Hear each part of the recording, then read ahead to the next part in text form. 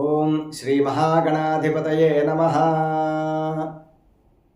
మన తెలుగు మాసమైనటువంటి వైశాఖ మాసంలో సింహరాశి వారికి ఏ విధమైనటువంటి శుభాశుభ ఫలితములు ఉంటాయో తెలుసుకుందాం.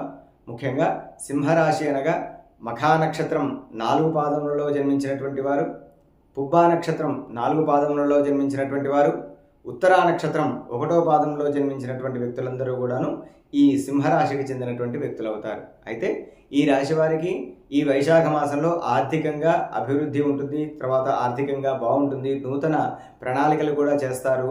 ఉన్నత వ్యాపారాలు కానివ్వండి, వృత్తి పరమైనటువంటి విషయాలలో కొంత అభివృద్ధి కూడా మీకు కనబడుతుంది.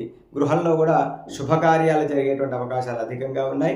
సంతాన సౌఖ్యం కూడా కలుగుతుంది. అయితే మీకంటూ శత్రువులుగా ఎవరైతే ఉంటారో వారిపైన మీరు విజయాన్ని సాధించేటువంటి అవకాశం ఉంటుంది. సంఘంలో, సమాజంలో కూడా ఒక మంచి పేరుని తెచ్చుకునేటువంటి అవకాశం అధికంగా గోచరిస్తున్నది. అయితే కుటుంబంలో ఉన్నటువంటి వ్యక్తుల్లో ఎవరికో ఒకరికి కొద్దిగా అనారోగ్య సూచన అనేటువంటిది మాత్రం కనపడుతున్నది. ఈ వైశాఖ మాసంలో కుటుంబ వ్యక్తులందరినీ కూడా కాపాడుకోవాల్సినటువంటి ఆవశ్యకత అయితే గోచరిస్తూ ఉన్నది. అయితే ఈ రాశి వారికి ఈ మాసాంతం లోపల దూర ప్రయాణాలు చేయవలసినటువంటి పరిస్థితి ఏర్పడేటువంటి అవకాశం కనిపిస్తున్నది.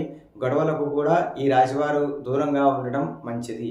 అది కుటుంబ గొడవలైనా సరే, బయటి వారి గొడవలైనా సరే, సాధ్యమైనంత వరకు మౌనముని పాటించడం ద్వారా చాలా వరకు మీకు మంచి జరుగుతుంది, అంటే శుభాలు జరుగుతాయి. తద్వారా ఇతరులు వేసేటువంటి అపవాదములు ఏవైతే ఉన్నాయో అవి మీ మీద ప్రభావితం చూపించకుండా ఉంటాయి. కాబట్టి సాధ్యమైనంత వరకు మౌనమే మంత్రంగా మీరు భావిస్తూ ప్రతి విషయాల్లో కూడా ఎక్కడా కూడా ఏ గొడవలలో కానీ, ఏ వ్యవహారాల్లో కానీ సాధ్యమైనంత వరకు తలదూర్చకుండా ఉండటము అనేటువంటిది చాలా ఉత్తమము. ఈ రాశివారు సుబ్రహ్మణ్య అష్టకాన్ని నిత్యము పారాయణ చేస్తే వీరికి మంచి శుభ ఫలితాలు కలుగుతాయి. అంతేకాకుండా అనారోగ్య సమస్యలు కూడా నెరవేరిపోయి కుటుంబంలో సుఖవంతమైనటువంటి యొక్క వాతావరణం అనేటువంటిది ఈ రాశి వారికి నెలకొంటుంది. కాబట్టి ఈ సుబ్రహ్మణ్య అష్టకాన్ని నిత్యము పారాయణ చేసి శుభ ఫలితాలని పొందాలని ఆశిస్తూ నమస్కారం.